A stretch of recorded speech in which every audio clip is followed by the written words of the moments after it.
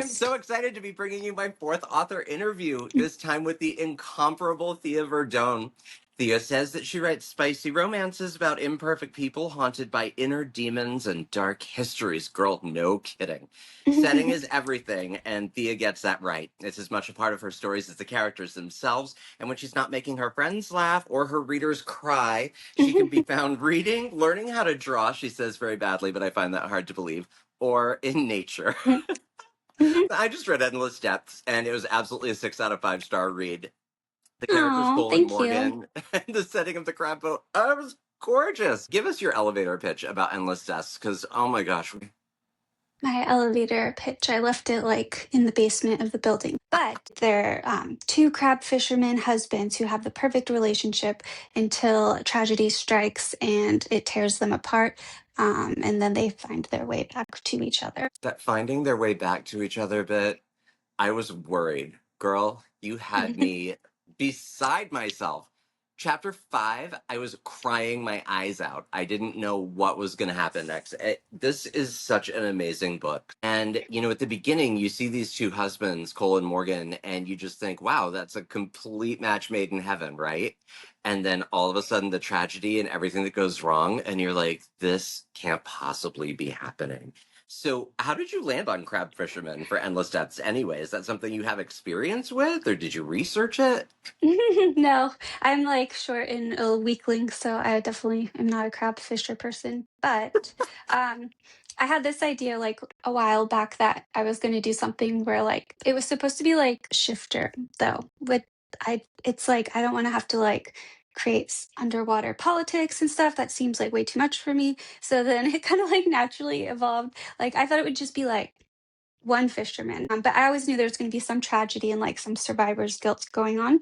And then I didn't want to do crab fisherman because of Deadliest Catch. I don't know. It just felt like too much to like compare to, I guess.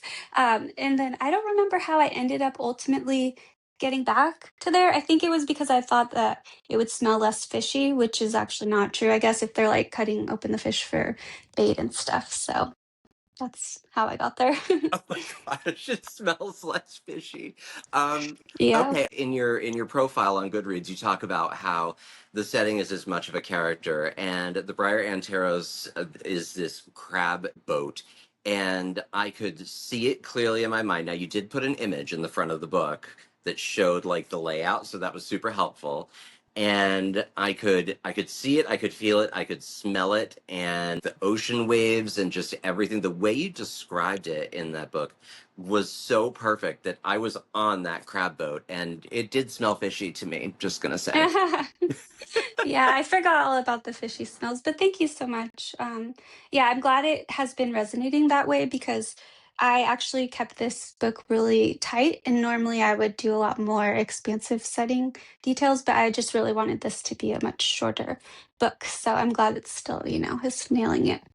It absolutely is. So tell me about the Thanks. personalities of Cole and Morgan, because I love these characters for such different reasons. Okay. So Cole, he is um, the younger brother to Seb, who is the captain of the Briar Antros.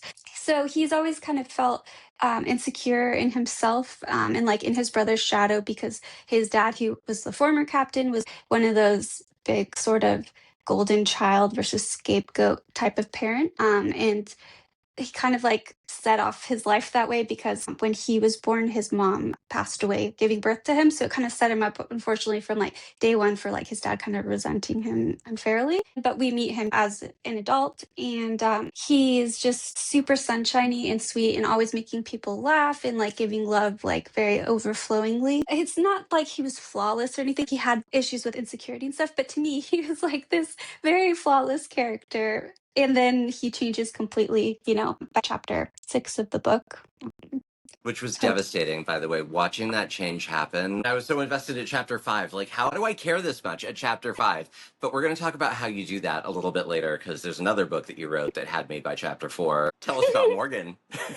yeah, okay. So Morgan, he had a rough upbringing too, but more so, he was actually like orphaned by his parents and had to like move out pretty young because of like home environment that was bad with his uncle. And because of that, he moved in with Cole and Seb because Seb is his best friend. So that's kind of where like they had this like childhood, except they were more like tweens to teens age, like to lovers sort of arc. And he's just always been like the very loyal, very dedicated, stable kind of man who you can always rely on. And he's what kind of Cole needs, not paternal per se, but someone who can give him that like conditional, stable sort of love that he never really got. And he pretty much stays unwaveringly that way, though he does, have his struggles too. What are some of the characteristics that are coming from either you or from people that you know or have experienced? Um, I feel like a lot of my characters, I just take small parts of myself usually, or like past characters. It's funny because you're talking about my other book, but I felt like with Morgan, I kind of wanted the same vibe as Ian, but his own character. But I really liked the whole stable caregiver role that Ian had. I guess they don't really start inspired by anything other than like usually I get the idea sort of the story, either that or the characters first. And then I usually follow them really closely. Like they kind of take on a life of their own as I go. Usually I have like a character that I start with that's troubled, which in this case it was Cole. And then I usually write a character that is kind of like everything they need, but then there's still, issues keeping them apart. So that's, I guess, how I usually come up with stuff. Did you do character first or did you have plot first? I think I got the plot loosely first because me and some author friends were spitballing ideas for like a potential shifter shared universe thing. And then I got the idea, but then immediately was like, I don't really want to do it shifters now. I can like see it going this way. I love shifter stuff. Just I'm lazy. So would you say that you are a planner or a pantser? I'm like a plantser. I always answer that way. I'm pretty like it's cool how I haven't been intentional about it, but I'm very consistent. But I usually start with just these loose ideas, the characters, and creating the character to match the other. And then I will start writing, and usually within like a few chapters or less, I know where the whole story is going to go, and then I loosely plot it out. I feel like books and like writing them, it's kind of like magic because I will come up with things that I don't feel like I actually came up with, like the story just did. And so I do leave room open for that.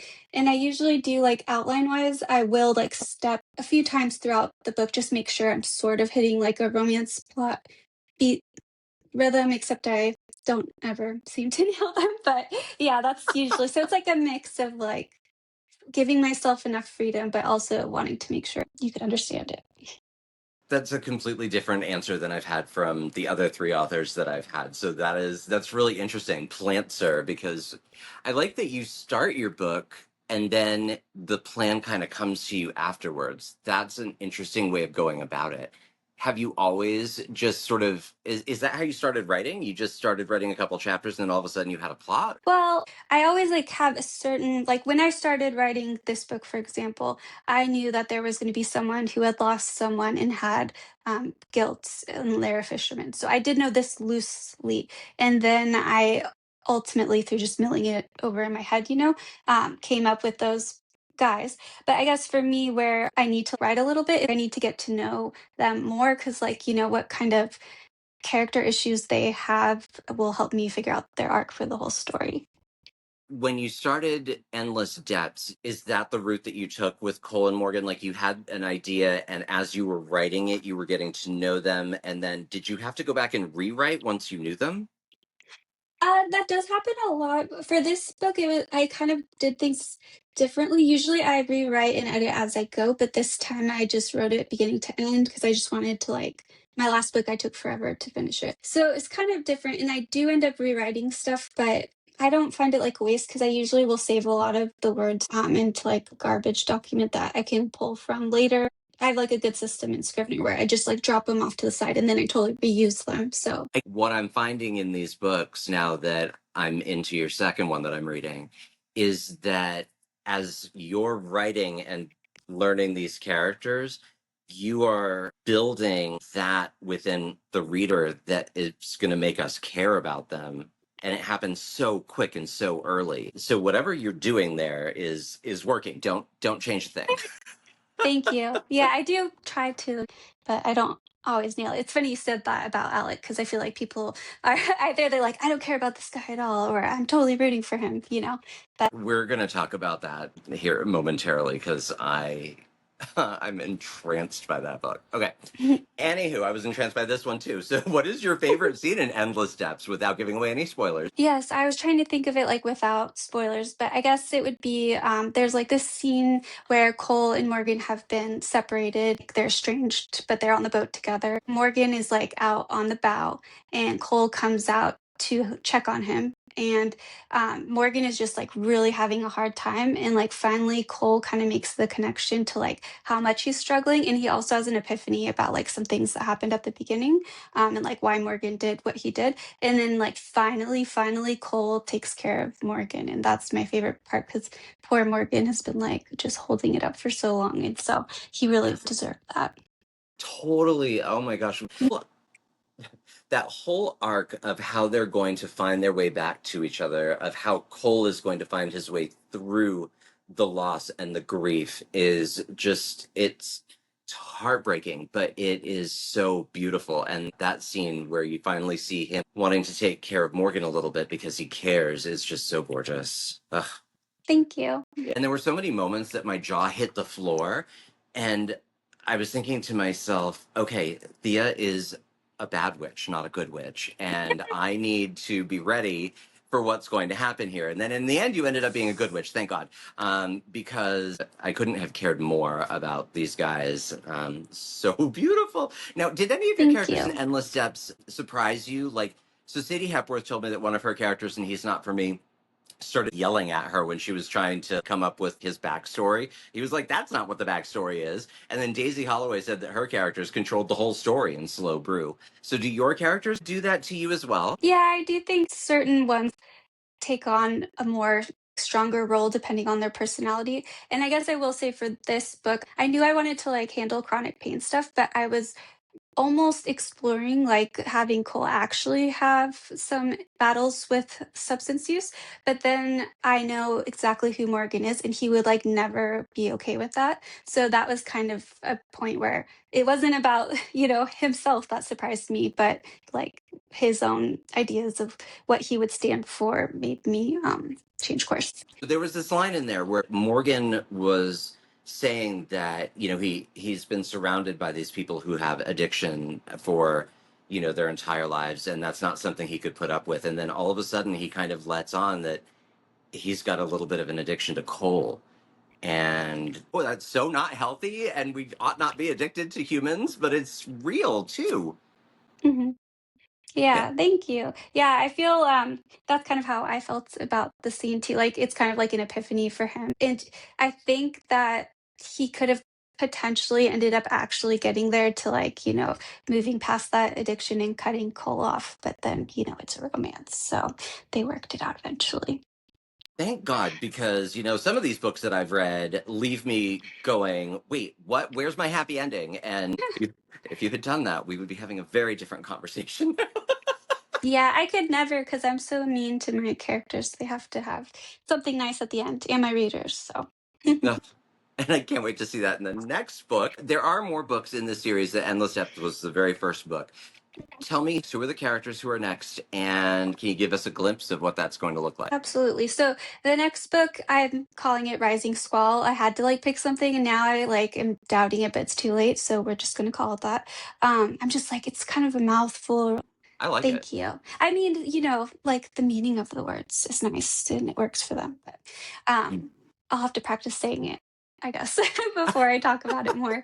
But it's going to be Javi and Lawrence, and they are best friends. Because again, I had this idea of how their story would be, like this loose idea, but then trying to figure out like when did it actually start for them? Because they're going to be like a friends to lovers situation eventually, and like kind of teasing out. I was almost like, well, maybe they're going to be like that from childhood, but now I'm thinking maybe it's more recent. So I feel like it's going to be still up in the air, but it will definitely be friends to lovers. I gave myself kind of a hard time for this book. Like I do have it all kind of like loosely plotted in my brain and like written down and stuff, but there's like still some parts where I'm like, hopefully the characters help me figure this out because we'll see. have my work cut out for me. With Javi and Lawrence, they are characters in Endless Depths as well. And as I was watching their relationship, because you do get to see some parts of their relationship, I was wondering if they were going to get a book. And at the end of the story, there was some stuff going on, and I was like, oh, they definitely need a book. I have to figure out what's going on here. So, Hmm. yeah, I'm excited to see what happens with that. But you now have an alter ego that you've described as a sweeter and spicier version of yourself that's writing MM plus Omega verse. I'm dying. Tell us everything. It's so random. I get like really hyper. I have ADHD, so I like take my morning meds and then have coffee, and I usually like sign up for all sorts of things, or like I'm really productive, you know? It's like my perfect writing time, whatever. So then I just arbitrarily out of nowhere was like, "Oh, they're looking for someone. Okay, I'll just do this out of like nowhere." Oh my So, gosh. yeah, I it's very random, but it's really nice because I ordinarily put so much angst into my writing and like a lot more of like the literary storytelling side to everything I write. And I'm gonna make this like pretty much just my I'll still have character arcs probably, but like only because I want it to be a story with an arc. But yeah, that's what I'm thinking. Are you, is this part of a universe? Did you join like a collaborative to? Exactly. Yeah. The Heat Seekers universe. It's a collection of MF, FF, other pairings and or more than pairings. Um, and the Heat Seekers app is like an app where you're like if you're an Omega looking for an Alpha to like write out your Heat with. They're all have Okay. like sort of that blind date or like I guess dating app sort of beginning. Going from, like you said, that sort of literary storytelling, which is what you do, to something completely different. I'm thrilled to see what that looks like. Thank you. Me too. I have to like really get in there and finish it like this week or next. So I'll let you know. Cannot wait. All right, so now finally we're going to talk about the book that I'm currently reading, which is Never Leave, Never Lie. And I started it last night, and I think I'm 30% through the book. And it's only because I knew I had to get up this morning that I finally closed it, because I was convinced I was going to read the whole thing last night. That's for tonight. So, what was the book about? So, Never Leave, Never Lie is about a pianist with synesthesia. And it's almost like a near magical quality of like his memories kind of tangle with sound and scent. And since he is such kind of like a genius musician, like musical notes and emotions are all tied together too. And he's lying about everything because of like past things that have happened. And he feels like he's completely unworthy of love, and like what he's guilty of is like irredeemable. And then he's with this historic home restorer. He's like a total I can fix him person and is like really just trying to be there for him. But like Alec is a lot to handle. He's a lot. He is a lot to handle. And there are some moments in this story where I'm like, knock it off. Knock it off. You know, just want to like smack him upside the head and tell him to get over himself. But um, Mhm. I'm so excited to see what's going to happen, because I was ready for them to walk away from each other like very early in the story, and the fact that that hasn't happened, that there's still sort of this rapprochement between the two of them, has me sort of spellbound. I feel like there's like a theme in my stories for some reason, if you know what I mean, like without spoiling it. But yeah, I like how that kind of evolved for them because, yeah, they probably were going to just part ways. So, and then because they didn't, we get to see this like beautiful evolution of like Alex's mental health. And like there's a lot of depression rep and him kind of coming out of it. Anxiety rep, depression rep, those are all the things that like suck me right into a book, and I have to know that they're going to be okay. What was your inspiration for this story? I had gotten, I think it was around COVID when I was already writing this, but I just had the whole pianist vibe and the secrets or whatever. But then I had actually lost my ability to write very well. I could write, but very slowly. I usually have poetic prose that comes pretty easily to me. And every sentence was just clunky and poor vocabulary and just writer's block forever. And it was really hard because I thought it might never come back. Now I've kind of learned when I get sick, that same block comes back. But now I know once I feel better, I can start writing again. So for me, it was this huge loss to suffer. This is what makes me me, and I can't do that. This is my creative outlet for when life is hard. So I definitely put a lot of things from my own life and put it into there. Oh, I'm going to end the interview with a question from the Proust questionnaire. And Marcel Proust was this French guy, gay guy in the early 1900s. He used to host salons in his home. And because they didn't have Netflix, they would have these questions and they would spur conversation. So, your question is this: what is your idea of perfect happiness? I think perfect happiness is kind of like impossible to achieve. As soon as like I think about that, I'm like, well, but there's like so much we need to like fix about the world. Like even if things were okay with me, like I wouldn't be happy with that. Oh, this is like a world peace answer. Like It there's a is. joke And you there for know, sure. you being an But author and being so in your head with stories, that is not surprising to me that this question is going to have all those layers. So let's say that you lived in a bubble where it is a perfect Thea shaped bubble, and that bubble is perfect happiness for you without worrying about anyone else in the world, just for you. What is in that bubble with you? I guess like redwood forest by the coast in like Big Sur in California. Nobody else is around. It's like the morning, and misty, and just before fall, I guess. And then I guess I would just be alone because I never am alone. Loves that. Well, that's making me think of The Color of Home by Lucia Lawrence that I just read.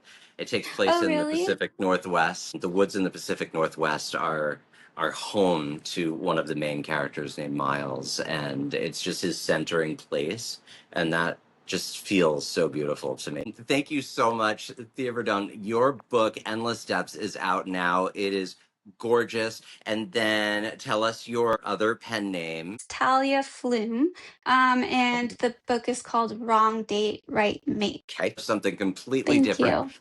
But Thea Verdone is an amazing author, and I'm so lucky to have been able to have this time to talk to you. So thanks for coming with me today on this little adventure. Thank you. It's so nice you do this for indie authors, and it's been great getting to know you. Yeah, you too. Thanks.